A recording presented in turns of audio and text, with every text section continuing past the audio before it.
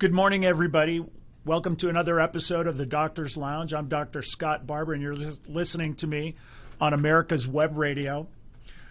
I know a lot of you are probably fairly disappointed this morning, and so today's show, we're going to talk a little bit about perseverance, never quitting, and the things that are really important in life to help get us refocused. Now, most of you are probably stinging that at least at this point, it appears that Democrats have won the two Senate races in Georgia. Kelly Loeffler and David Perdue have lost to John Ossoff and Raphael Warnock. And that basically makes the Senate 50-50. And with Democrats controlling the House, a Senate that's 50-50 with a potential Kamala Harris vice president gives a 51-50 lead to Democrats. And if Joe Biden is sworn in as the president, we're looking at a completely Democratic-controlled government, a government that is committed to socialized medicine, defunding the police, the Green New Deal, massive spending, packing the courts, and on and on and on. And so things can look a little bit dismal right now.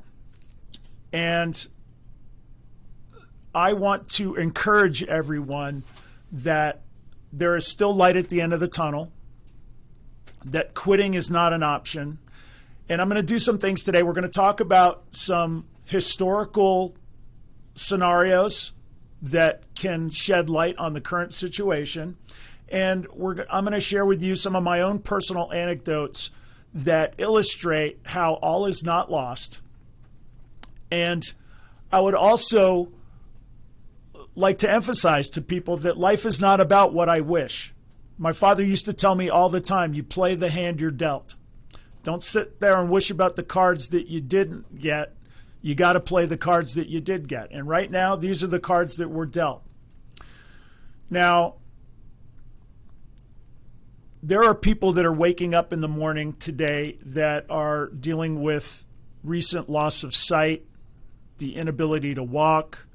There are people who've recently been given a terminal diagnosis, and they're facing real challenges. And one of my experiences being a doctor is a daily reminder of the blessings that we have, and to really understand that for all of us, our time on this earth is short. And it's not about us. It's about what God wants for us. And we all need to be reminded that our time on this planet is about God's will. And so we're going to talk a little bit about some of this stuff, try and give some perspective and some encouragement, and help each of you dust yourselves off, pick yourselves off, and let's get started with the next chapter in the way this is going to play out. Now, talking with David here, and on David's pick on January the 15th at 10 a.m., he's going to have a very special guest, NFL star Rocky Bleier. He used to be a running back for the Pittsburgh Steelers. He went to Vietnam, and actually, I believe a grenade blew part of his foot off. Fortunately, didn't take his life, but had the potential to take away his career. And you can only imagine what he must have felt like when he came back from Vietnam and fought his way back and eventually won 4 Super Bowls.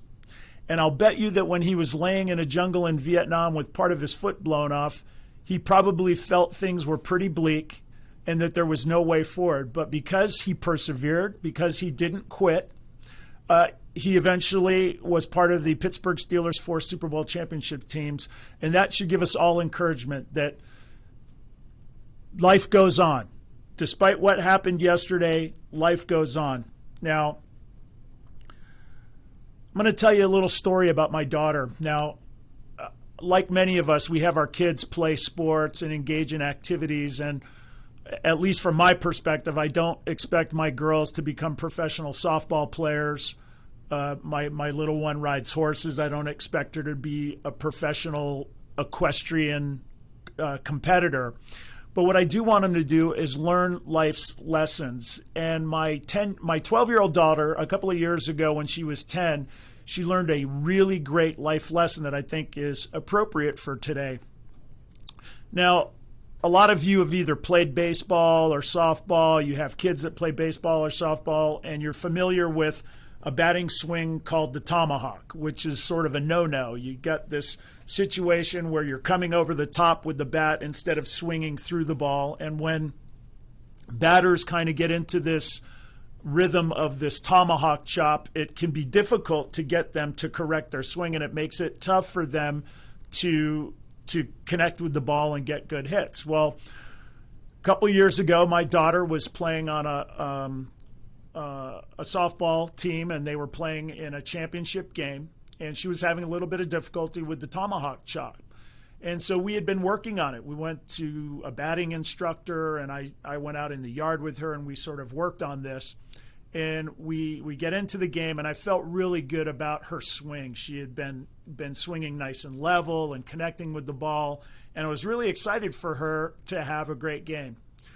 Well, we get into the game, and she gets her first at bat, and the pitcher pitches the ball over her head, and she lays off that pitch, just like I taught her to, and just like her coaches taught her to.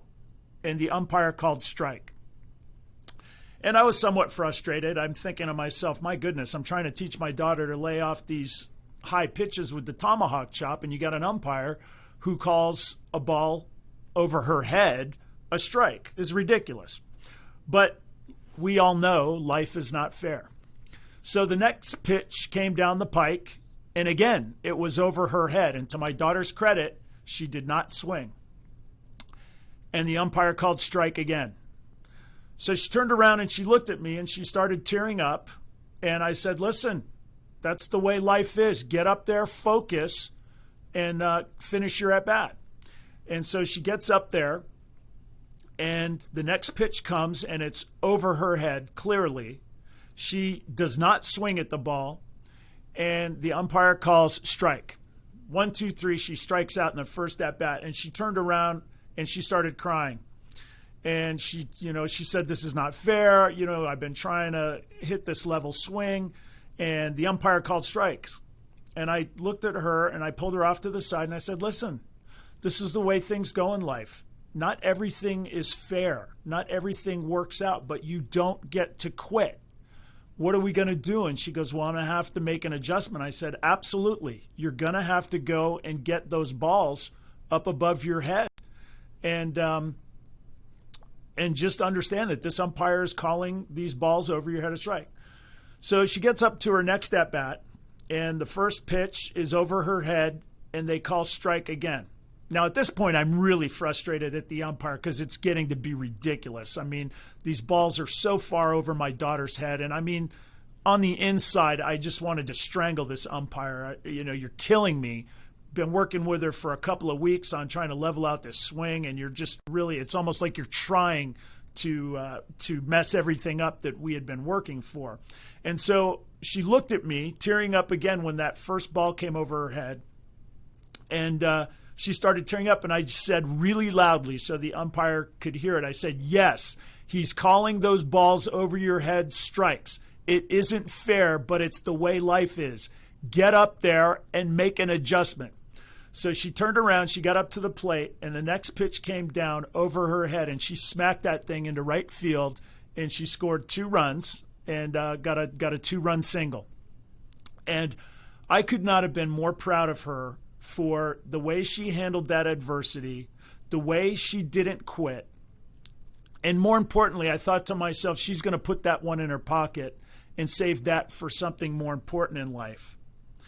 And that is going to make a huge difference. And how do I know this? Well, because I had similar experiences in my life that have helped me in things that have happened today. And I'm going to share with you some personal anecdotes. I want to assure you that I am the most average person you'll ever see, athletically, intellectually, but I've done a very good job of taking what God has given me and maximizing it. And so please accept this trip down my memory lane with my I'm trying to be humble about this. I don't want to come across as talking about my accolades, but I do want to make some points that I think are important right now, and I just want to share the experiences I've had. Now, when I was in 10th grade, I was on the soccer team. It was very unusual to be a starter on the soccer team when I was in high school, and I was one of very few people who ever did. When I was a little kid before puberty, I was a really good athlete. We used to call the people like me great little kid athletes. And then as people started going through puberty and people got big and fast and strong, my dominance in athletics got to be a lot less. But I was a really good soccer player for high school. I practiced all the time. I was a hard worker. And anyway, I'm starting on the soccer team in Hawaii as a sophomore, and we made it into the state championship. We're playing in the state championship. I can't remember if it was the final or the semifinal, but we played to a 0-0 draw, and the game ended, and so we went into a penalty shootout. And so I was picked as one of the kickers. I was the third kicker, and I missed my penalty shot, and we lost the state championship, and I was absolutely devastated. Now, as a 10th grader, I was probably 14 or so, I thought this was the greatest tragedy that anybody had ever experienced. I was humiliated. I was devastated, and I sulked for a couple of weeks. And I can remember my math coach, or my math teacher, who was also my football coach and one of the great mentors of my life, noticed in math class that I was down. And after class, he pulled me aside and he said, Scott, what's going on here? You've been sulking around for 2 weeks, so what's wrong? And I said, I missed that penalty kick in the state championship. And he looked at me with this look of astonishment on his face. And he said, you're still worried about missing that penalty kick 2 weeks ago? He goes, Scott, that moment is over. And if you don't forget about that moment and learn from that moment, you're not going to be ready for the next moment that comes along in life. And it really made an important impact on me.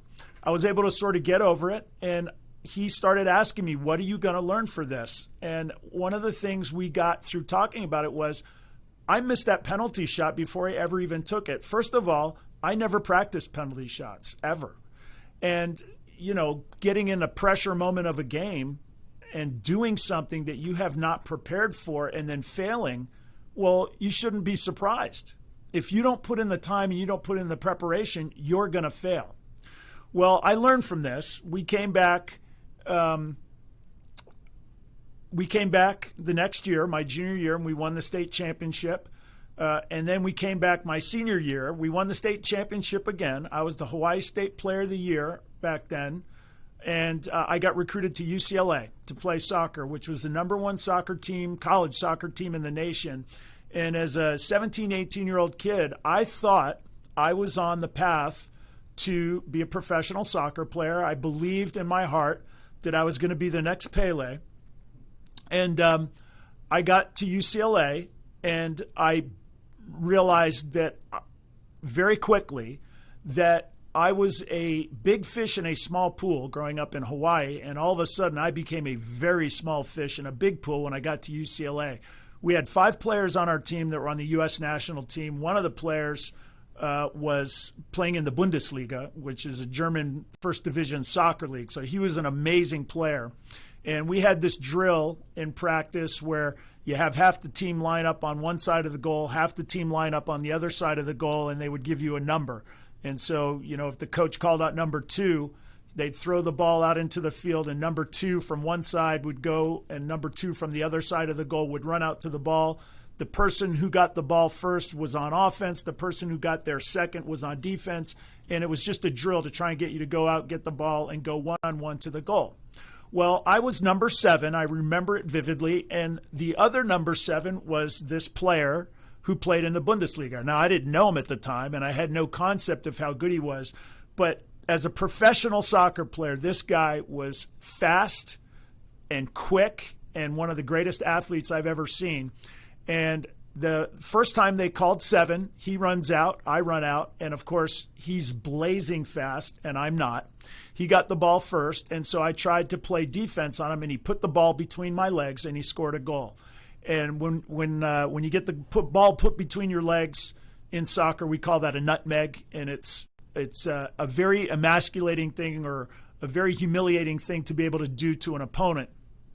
And as such, players try very hard not to be nutmegged, and when somebody does nutmeg you, they tend to rub it in your face. And I remember that first one stung.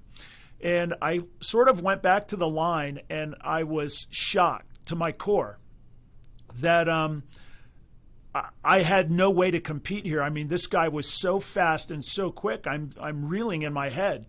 So the drill continues. They call 7 again. I go out, and he puts the ball between my legs and he scores a goal again. And so I'm limping back to the line now, my tail between my legs. I'm absolutely humiliated and really almost, sort of philosophically sucking my thumb and in the fetal position. I was just so overwhelmed with the enormity of the situation. And then finally coach calls 7 a third time. And I remember thinking to myself, well, I'm at least not going to let him put the ball between my legs. I mean, I realize he's going to get there first. I realize he's probably going to score, but I'm not going to let him put the ball between my legs. I'm setting a little goal here. So I run out to the ball. I'm literally playing with my feet next to each other, willing to concede anything but putting the ball between my legs. And he makes a move. He gets me to spread my legs. He puts the ball between my legs a third time, and he goes and he scores a goal. Now, after that practice, I remember going back to my dorm room at UCLA. I literally got into my bed. I curled up in the fetal position, and I think I was sucking my thumb. And it was a very tough time for me because at 17 or 18, whatever I was, my whole life, I thought of myself as Scott the soccer player. And all of a sudden, I realized that maybe I'm not as good as I think. And what am I going to be if I'm not Scott the soccer player? How am I going to tell all of my friends who think I'm going to go to this big school, I'm going to be an All-American and all these things? What am I going to tell them? And it really weighed on me. And I can remember, I've been through a lot of trials and tribulations in my life, but because of my youth and the way I saw the world back then, that was probably one of the toughest times of my life. Well, my career at UCLA was tough. I ended up getting redshirted, which is basically they just kind of pull you out of the lineup to preserve eligibility. And,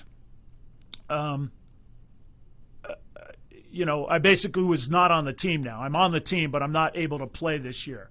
And the idea is that I would be able to get more experience and then be useful. So we go into our meetings with the coaches every quarter, and I went into that first meeting, and I remember them telling me, and my coach was a guy named Ziggy Schmidt. I believe he's the coach of the LA Galaxy now, and the assistant coach was Steve Sampson, who used to coach the U.S. national team soccer team. And they look at me and they basically say, Scott, you're a good athlete. You're not a great athlete. We're hoping that with maturity and everything, by the time you're a junior, you can be a useful part of the team. And I just remember thinking to myself, like, that was really harsh. And, the truth hurt. So I went back and I started working. I started training. I was doing this all along, but I did it even harder, and I was determined to be better. And we started playing in the off season and playing against different teams, and I was doing a lot better. My confidence was getting better. I was playing better. I even had some of the other players on the team, the older guys, telling me. I remember one of the big time players came up to me. He goes, "Hey Scott, you keep playing like that, you'll be starting next year." And I was really feeling good about myself. Things are turning out, and maybe this is going to work out for me. So I go into my final meeting of the year, expecting to hear how great I've been doing, that you're probably going to be on the starting squad next year. And I remember that walk down by Poly Pavilion to go into the coaches' meeting. And I sit there, and there's Ziggy and there's Steve Sampson, and they look at me and they say, "We don't think we got a spot on the team for you next year. And but you like the school and everything." And I just was it was a gut punch. I did not expect that they were basically telling me that you're not going to be on the team next year. Now, this was almost more than I could stand, and I felt like, okay, I'm at the number one school in the nation. Maybe if I went to a lesser competitive soccer school, I could play. And so I transferred to UC Berkeley, which was ranked number 8 at the time. And I promise there's a point to this story. I went home that summer and I trained like I've never trained before. I mean, I was working at the moving company, and I remember my first day on the job at the moving company, we got sent out on a late second move, and so we didn't finish work till 1 a.m. And I got to my house at 1 a.m., and I still went on my 5-mile run that night. I watched my diet. I trained every day. And when I showed up at UC Berkeley, I was fit. I was lean. I was ready to go. I'd been training, and I was ready. This was going to happen for me. So I get out there, and actually things are going pretty well for me. It looked like the coach was considering me. I was being put in situations where you could tell he was considering making me an integral part of the team. And all of a sudden, a woman comes walking down the stadium stairs. She calls me over and she says, well, because you transferred from UCLA to Berkeley, you're ineligible. So I ended up being ineligible that year. And so I practiced with the team, but I didn't travel and I didn't get to play. So again, I trained, I worked hard that summer. I came back the next season and same thing. Things are starting to look good. And I see that lady walking down the stadium steps again, and I'm looking at her, and I'm thinking to myself, oh, boy, what is this going to be? She calls me over, and she says, well, because you transferred an inter Pac-10 school, it's a second year, you're also ineligible this year. So I ended up not being able to play that year. So now I'm really frustrated, and I practice with the team, but I'm not able to travel, and I'm not able to play. And now, I'm obviously running out of time. And the next year, I come back to camp, and the coach is not interested in me. I'm older. I haven't really been playing. I don't have experience. He's in a rebuilding year. And he basically just tells me, I just don't think we have a spot for you. And I just remember thinking, how could this happen to me? I'm the hardest working person I know. I practice all the time. I went from being the, high school player of the year to this happening. This is not fair. Nobody has been more wronged in the history of the world than me. And I just remember going back to my fraternity house, and I had some friends there who said, you ought to come out for the rugby team because just on your athletic ability, you could probably make the travel squad. And have some fun. So I thought, okay. And I went out for the rugby team, and it turned out that I had a real knack for playing rugby. And we ended up winning the national championship my senior year. We were playing in the regional finals against San Diego State, and this team had beaten us the year before and won the 1987 national championship in rugby. And so we're playing them, and we're losing by 3 points.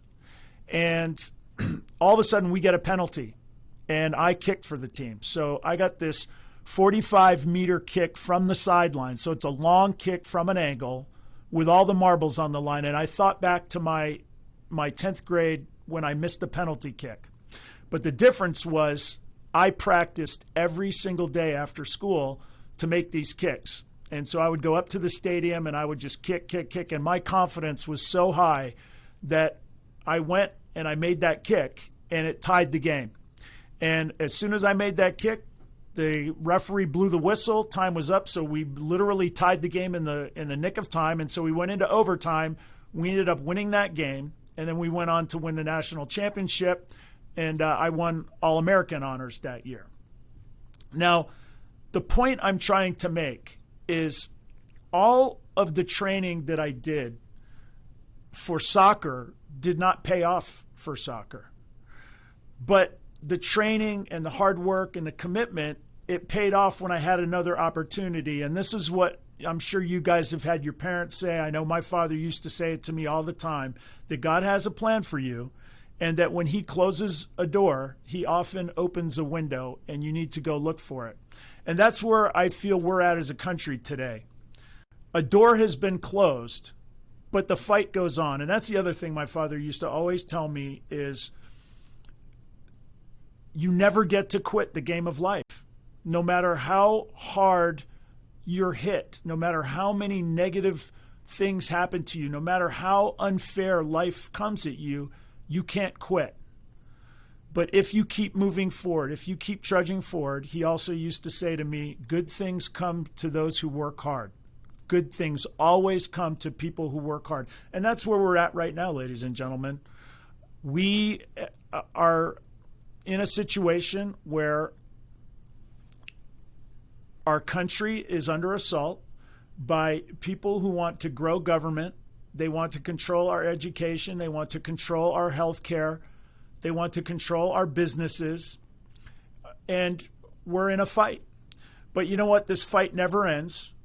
And we're going to stay in this fight no matter what. And we're going to do it by understanding that it's not about us as individuals. It's about God's plan for us. And what does that mean? Well, when I went to medical school, which, by the way, if you guys can just bear with me, another story about perseverance and about how the world works. When I went to college, I was probably a B- student. And some of that had to do with, I was focused on sports and other things and not really pushing my academics. I felt at the time, if you're in high school and you get you're a B or C student, you might not get into Harvard, but there's a college out there for you. And I used to feel the same way about medical school. Maybe I'm not going to get into the best one, but I'll get into a medical school. And I found out right away, a B- does not get you into medical school, period. I didn't even get an interview on my first application. So I also took the MCAT, which is the medical college admissions test, and I got a 2 out of 15 on the reading comprehension, which, just so you guys know, that is a very, very low score. And I thought it's so low that I thought I had just gotten the bubbles wrong. For you millennials out there, you probably don't know what I'm talking about, but when we used to take standardized tests, we'd have a number 2 pencil, and you'd screw it, you'd color in the bubble, A, B, C, D, E for the correct answer. And sometimes, if you weren't paying attention, you could get off a number and your whole test would be wrong. So I thought that I had gotten off on those numbers, and that's why I got a 2. So I took the medical college admissions test again, a second time, and I got a 5 on the reading comprehension. And I thought to myself, what is going on here? Like, I'm not able to read this information. I don't understand. I was an average high school student. I was an average college student. But I didn't really try that hard, and I'm not the dumbest person, and it was just really confounding to me. So I applied to medical school a second time, and I didn't get accepted, and I went to Georgetown to meet with one of their admissions directors and just get some advice. And she looked at my scores and everything, and she looked at me and she just said, "Oh, you have a reading disability." And I went, "What?" And she goes, "Yeah, people who get a 2 or a 5 in the reading comprehension, people who don't even speak English can do better than that." And I remember looking at her going, well, that makes me feel great. But what's the difference between having a reading disability and just not being smart enough to be a doctor? And she said to me, well, you have the ability to comprehend complex things. It's just your way of processing is not like everybody else's. And I asked her, well, what do I do? And she goes, well, you have to go get evaluated, and you can get some training. So I went back to UC Berkeley. I went to their disabled students area, and they got me in touch with somebody. I got tested, and it turned out I had a horrible reading disability.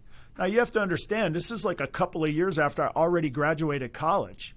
And they're telling me that I have this terrible reading disability and that I don't have the ability to cram. And, that would have been good to know my whole life because, who doesn't do that?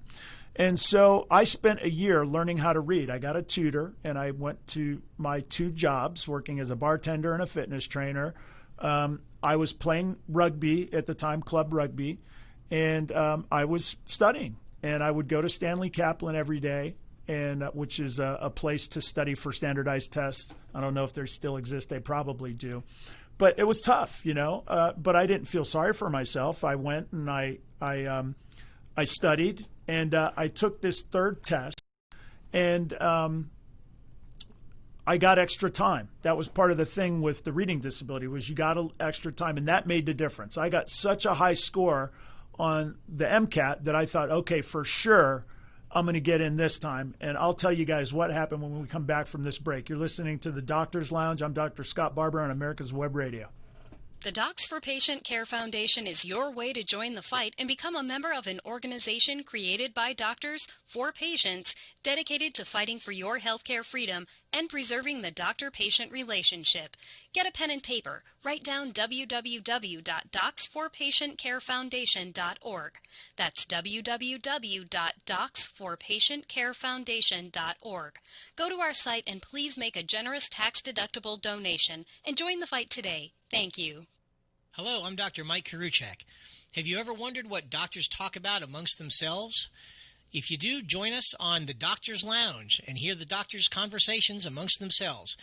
Join me and my co-host, Dr. Hal Schertz, every Thursday morning, 8 to 9 a.m. The Docs for Patient Care Foundation is your way to join the fight and become a member of an organization created by doctors for patients dedicated to fighting for your healthcare freedom and preserving the doctor-patient relationship. Get a pen and paper. Write down docs4patientcarefoundation.org. That's DOCS, the number 4, patientcarefoundation.org. Go to our site and please make a generous tax-deductible donation and join the fight today. Thank you. You're listening to America's Web Radio on the AmericasBroadcastNetwork.com. Thank you for listening. Welcome back, everybody, to the Doctor's Lounge. You're listening to Dr. Scott Barbour on America's Web Radio. Before the break, I was just talking about my quest to get into medical school. I left off where I had failed my second medical college admissions test. I had learned that I had a reading disability. I went and got tested, I went and got training, and I spent a year learning how to read on top of 2 jobs, working as a bartender and a fitness trainer. And I went in to take my third MCAT, and I got extra time. So part of my diagnosis of this reading disability, they gave me some extra time, which I absolutely had to have in order to do the reading comprehension. And I got a fantastic score. I got a super high score in the 90th plus percentile, 99th, I don't even remember, but it was very high. And I remember thinking to myself, this score is so high, I'm definitely going to get in on my third try. And so I applied for a third time to medical school. And again, I did not even get an interview.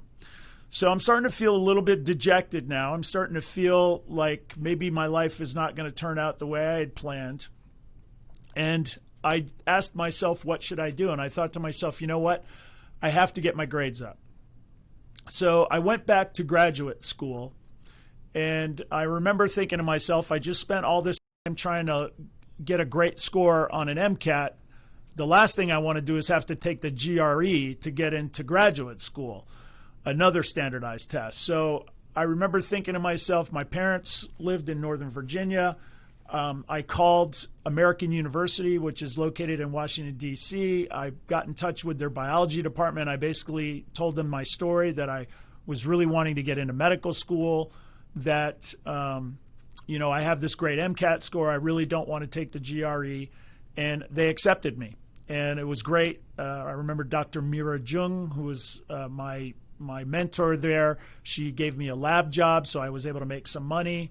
And I started going to school, and I remember thinking the unfairness of it all. When I was at UC Berkeley, it was really not a great school for somebody with a reading disability. I mean, they got 30,000 students there at that time. I remember when I went to my freshman chemistry class, there was over 1,000 students just in the classroom. The professor was sitting at the bottom of the auditorium there. He was so far down there you couldn't really see him, and so you watched him on a TV that was kind of mounted above. They had TVs going all the way up the stairwells so that you could sort of see what he was doing. And he was very dispassionate, almost bored at having to do the teaching. you couldn't really ask any questions. If you did need personal help, you would go see TAs, teaching assistants. Most of the teaching assistants in the chemistry classes and biology classes and things like that were from foreign countries, China and whatnot, so they didn't really speak very good English, and they were not really good at explaining things. It was just not a really great environment for me, which is another good lesson. You know, when I got into Berkeley, I thought, wow, this is the greatest thing ever. I got into Berkeley, and then it turned out not to be great at all for me. It was a very tough place. Berkeley is notorious for having strict bell curves. So, you know, you got a school like Berkeley, they let the smartest people in from around the world, and then they give 10% of them Fs, 10% of them Ds, Cs, 10 As, 10% As, and 10% Bs, versus other schools that have grade inflation, where, you know, my friends who went to Stanford would talk about the gentleman's B, that as long as you showed up for class, you were never going to get anything lower than a B. And I remember my friend Mark, who went to Stanford, said, it's kind of your reward for being smart enough to get into Stanford. So this was kind of one of life's lessons. It's not fair, but it's the way it is. And I ended up getting into graduate school at American University. And I remember showing up at that first exam, and I asked one of my classmates, hey, are you ready for the test today? And my classmate looked at me and said, we have a test today? And I remember thinking to myself, most of these people in graduate school don't care about a grade point average at this point, but I did. And so I got straight A's that first year in graduate school. And so now I'm 4 years out of college. I got this great MCAT score. I've done tons of research. I worked at the Lombardi Cancer Institute. I worked at NIH. I got a lot of experience, and I applied, and guess what? I did not even get an interview my fourth try. So I remember my father pulling me aside at this point, and he kind of gives me this father-son talk, and he says, Scott, you know, your mother and I love you no matter what happens, and you don't have to go to medical school for us. And I remember looking at my dad and saying, Dad, this has absolutely nothing to do with you. This is what I want to do with my life. And he kind of told me, you know, maybe you ought to start making some other plans. You know, maybe, and, you know, my dad was not about quitting, but he was about, you know, being honest with yourself. You know, I wanted to be a pro soccer player, and I just wasn't built for it. I wasn't fast enough. I wasn't quick enough. I wasn't a good enough athlete. And I was able to accept that, but I still believed that God wanted me to be a doctor. And so I went my second year of grad school. I got straight A's again, and then I applied my fifth time. And boy, that was the most stressful year of my life, because the time went on. I wasn't getting any interviews. And then finally, I got a few interviews. I remember I want to say Medical College of Virginia or something like that. And I went to my first interview, and the person who interviewed me was a lab guy and literally didn't give me the time of day. You know, there are people out there, if you're not a traditional student, they're just not interested in you. And I walked out, and I knew that wasn't going to work out. I maybe had a couple other interviews. And then I went to St. Louis University, and I met a man who was a pediatric surgeon. I remember thinking to myself, this man is so old that he was already a surgeon on D-Day in 1940, June 6, 1941, D-Day. He was on the beach as a surgeon. And I remember thinking, man, that's old. I don't think he was that old now, but at the time I did. And anyway, we're having this interview, and, you know, I was a kid who went to college at Berkeley, and my views on religion at the time were, you know, religion is responsible for all the wars, and it divides us and all this kind of stuff. And I remember he looked at me and he said, well, that's one interpretation of religion and Christianity. He goes, but when I lost my son in a fire, I don't know if I could have made it if I didn't have God's strength inside me. And he gives me this story, and I'm thinking to myself, why in the world would I get myself into a political discussion or a discussion on religion in an interview where I'm trying to get into this school? And I really thought I had shot myself in the foot. And fortunately for me, this gentleman did not take offense to what I said. And I eventually got into St. Louis University. Now, this is where my story really begins, because now I'm in medical school. and I want to be an orthopedic surgeon. But in order to be an orthopedic surgeon, you have to graduate at the top of your class. And we all know I am not the greatest academic student out there. So what am I going to do? I'm going to work hard. And boy, did I work hard. When I think about being young again, I think, God, it'd be great to be young again, but I'd have to go through medical school again, and that's out of the question. I think I'll just stay old. That was the hardest 4 years of my life. I could never do it again. I studied a minimum of 8 hours a day every single day except for 12 days in the first 2 years. And I got the lowest A in every class, but I got an A in every class, and I ended up graduating at the top of my medical school class. And I did it because we used to have these exam sets that were every 6 weeks.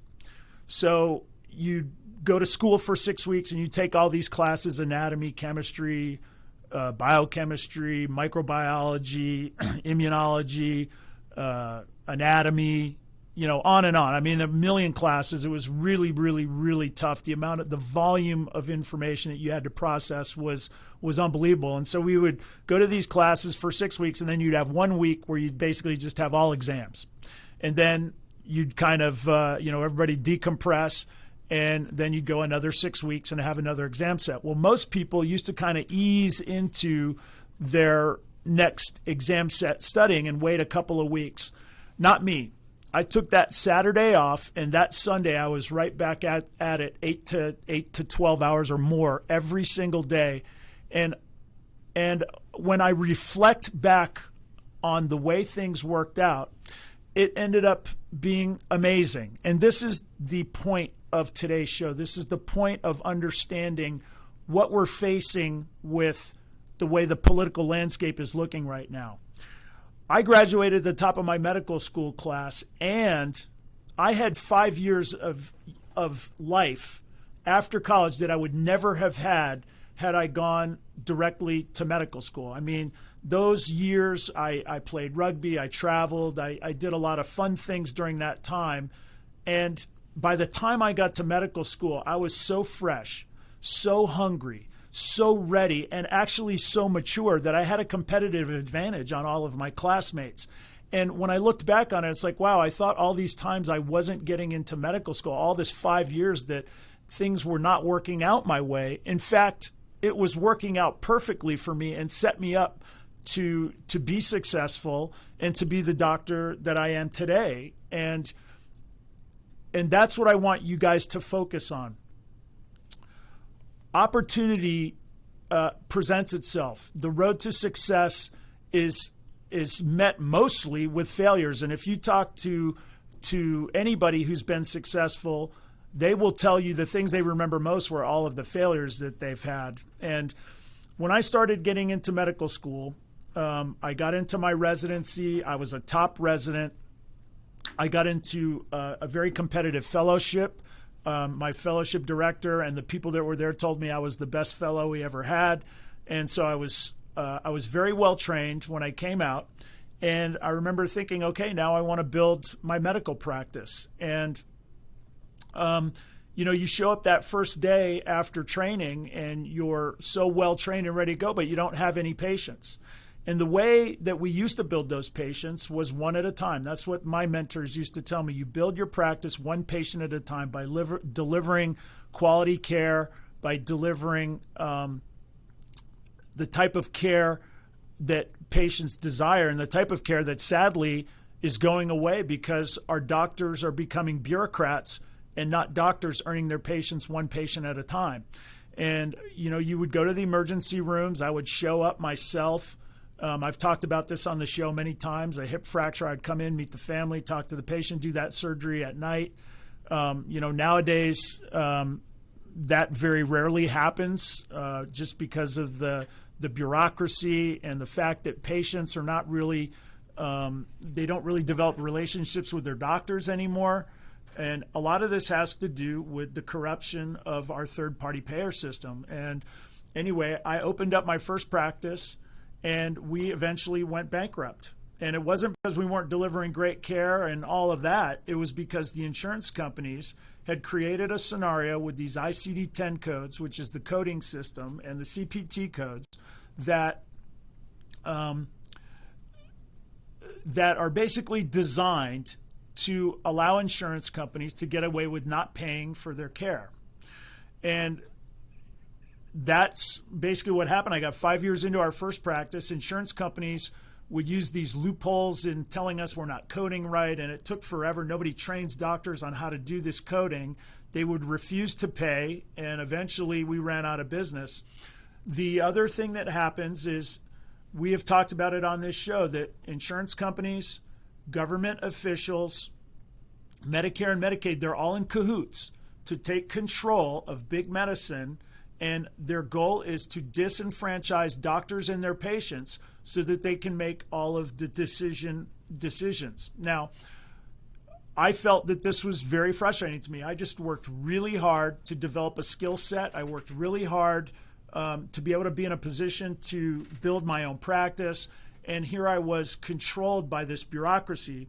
I've talked about it on this show before, that when these insurance companies were not paying, that I went and had a meeting with the insurance commissioner in the state of Georgia. I'm going to leave his name out of it, but I don't remember how our conversation went exactly. But the bottom line, he told me, he laughed at me. He didn't say it exactly this way, but he made it very clear that he was on the take from the insurance companies, and that there was nothing he was going to do, and there was nothing that I could do, and that was just life, and I better get used to it. And I remember thinking to myself, my father used to tell me, if you don't like your situation, don't keep banging your head against the wall and being frustrated that the situation is the same. You have to change your situation. So I always kept in the back of my head that I am going to build a private practice where I'm in control, and I'm not going to submit to the government. And I spent years after bankruptcy learning about medicine, understanding the way things are, and trying to find a market for my patients. And now I have a practice that's thriving and big and everything beyond what I could ever imagine. And done in the face of, in a time when government has almost total control over our healthcare system, I still was able to build this practice that's almost free from government. And what is the point I'm trying to make here? The point is, we are down and out right now. We lost the elections apparently in Georgia. Loeffler and Perdue both lost. We seemingly have lost the presidency. The House is in control of Democrats. And so we're at the mercy of people who want socialized medicine. But I'm here to tell you that the fight goes on, and that we don't know what tomorrow brings. But we're going to continue to work hard. We're going to continue to stay motivated, and we're going to continue to fight for free market healthcare. And you just never know how things are going to play out. And I'm just going to give you a little example. I remember when I was down in Florida, I was training at the University of Miami. I lived in, I'm blanking on the name of the county in South Florida. I was the Hanging Chads County. So I actually was one of the 500 voters who decided the Bush v. Gore election. And I remember, that election was much like this one, where it went contested and went all the way to the Supreme Court. And George Bush won the presidency and defeated Al Gore. And I remember thinking to myself, we won a great victory by the skin of our teeth. But through the prism of history, I look back on it and I think to myself, you know what? We didn't win a great victory with George Bush. He was the second biggest spending president we've had behind Barack Obama. He did nothing really to protect free market health care or conservative values and principles. He spent us into oblivion. We got into foreign wars that I think a lot of people have questions about now. Was it really necessary? Have we really needed to be in Afghanistan for the last 20 years? And more importantly, the Republican brand, the conservative brand, was blamed for the 2007 financial crisis, which anybody who's educated on the subject knows that the Congress was mostly Democrat and that George Bush governed like a liberal with his big spending. And so the conservative brand got blamed for it, and that laid the groundwork for Barack Obama and the passage of Obamacare and the situation we find ourselves in now. And so when we look back, would things have been different if Al Gore had won the presidency in the Bush v. Gore election and Democrats had gotten the blame for the inevitable financial crisis that we were going to run into? And then maybe we wouldn't have had the Barack Obama administration and the implementation of Obamacare. Who knows? The point is that this fight has been going on for a long time, and it's going to go a long time. It's going to go on forever, and we can never quit. The other thing I would tell you is, in my life, I've had enough experience with professional sports, professional athletes, with high-ranking politicians, with people with titles, accomplishments, and what I know is that they're just people. They're subject to the same flaws as the rest of us. I don't trust anybody because they have a title behind their name or because they have a degree. I trust actions. And that's what you should understand in your own life is when people get degrees and things like that, that's not the end of the line. Your degrees and your education, that gets you to the starting line. What you do in life, that's the measure of success. And I think a lot of us have lost our way, me included. My father used to always tell me the things that matter in life are honesty, integrity, humility, generosity, love, and grace. And when I think about the way my life has turned out with all of my inadequacies, and there are plenty of them, with all of my failures, that by extending humility, integrity, grace, generosity, love, that you earn the respect of the people around you, and that those people come back to support you at times when you need it. And it takes a lifetime. You know, I teach my daughters, listen, you're always on camera. And when tough times hit, that's the time we want to lash out. We want to cry. We want to attack. Maybe we want retribution. And my father used to always tell me, and it's the one thing I say to myself, because anybody who knows me knows I get fired up very easily. But I always will say to this self, and it echoes in my head all the time, tough times don't test your character. Tough times reveal your character. And I'm not here to tell you that every time my character's been revealed that I've liked it. I'm not. None of us are. But I have had enough instances in my life where I've faced tough times. I've wanted to behave a certain way, but I could hear my father's voice echoing in the background. Tough times don't test your character. Tough times reveal your character. And it made me behave in a way that I am proud of. And if you do that enough in life, you earn the respect of others and you influence others. And that's where we're at right now. We're not trying to convince everybody of the righteousness of free market medicine or conservative values. We want to persuade them. And persuasion and convincing are different. Persuasion is getting them to understand and decide for themselves, to come to the own correct conclusion on their own. Convincing is when you sort of cajole somebody into believing what you believe. What we want to do is persuade people. Now, my pastor, who has sadly let us down, in my opinion, we just came off of this year of quarantine, of very tough times, and I don't think I've ever needed church more than this year, and it's been closed the entire time. And I'm really frustrated that he did that. And the church is still not open, and it really frustrates me and it saddens me because we need our churches right now. We need our faith, and I need it. One of the reasons I need it is I need to be reminded every week that it's not about me. And it's really important for me to hear that because I have patients that depend on me. I have people that are in my life that face, trials and tribulations and the vicissitudes of life that far outweigh anything I've ever had. I have friends who, their best days are not even as good as my worst days. And trying to live for those people, that's what's important. Touching the people that are in your life, that's what's important. When I was in residency and we used to be on the trauma service, I can remember trauma coming in and 10, 20 patients, busted bones, and all kinds of crazy things going on, and trying to keep everything organized in your head. It became so enormous that it would overwhelm you. And the older guys and girls used to teach us, focus on the one task in front of you and then move on to the next one. And don't worry about the whole big picture. Well, that's where we're at right now politically with everything else. It's enormous out there. But what we need to do is take care of the people that are in our lives right now, our family, our friends, our relationships. We need to extend humility, grace, love, generosity. We need to come together, and we need to continue to educate and continue to live our lives in a way that makes other people want to lean in and say, what is that person doing? They seem to be happy. They seem to be successful. Why is that? How are they doing it? Well, I can tell you I do it because I hold myself accountable.